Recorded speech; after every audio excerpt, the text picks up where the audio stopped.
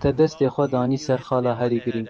Ez bawerim li vir li odeya bazirganiyê ya Amerîkayê. Em di wê baweriyê de ne ku gelekî girîng e Sûriye prose, pîşe, pîvan û girêvestên xwe li gorî karûbarên cîhanê birêk bixe. û bêguman ev yek sektora petrol, gaz û enerjiyê jî li xwe digire.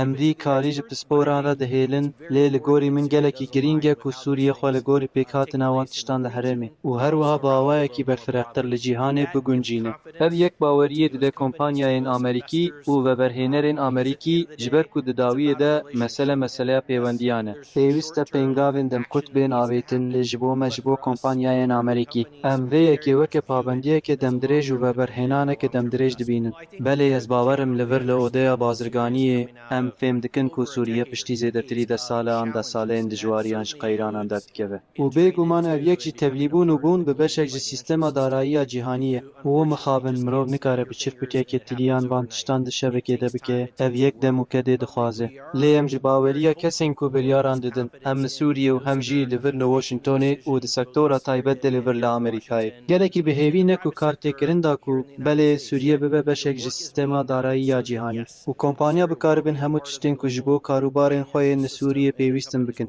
Pêwîst e ew bikaribin sermayê veguhezînin, xezencên xwe vegerînin. Hemû ev tişt gelekî girîng in. Ya girîng e wekû Sûriye di rêyekê rast de dimeşe û kompanyayên Amerîkî vê yekê dizanin û ew gelekî bikelecanin û bên û li Sûriyê kar bikin. Li vir li odeya bazirganiyê ya Amerîkayê em gelekî serbilind bûn ku me pêşwaziya Cenabê Wezîr kir. û bêguman lêdeberê giştî yê kompanya petrola Sûriyê carekê din li gel me bû. Ez bawerim ev yek nîşan dide ku balê bikişîne ser jêhatî, şiyan, sermayê û nûjeniya ku kompanyayên Amerîkî dikarin ji bo sektora enerjiyê ya Sûriyê bixware bînin. Em dizanin ku gelek endamên me ji heke nebigire heta Sharon û ConocoPhillips ji xwe li ser hejmarek projeyên cuda li gel Sûriyê kar dikin. Em tenê dixwazin ku ev hejmar zêde bibe û her ku dişe bêtir kompanyayên Amerîkî li wir kar bikin.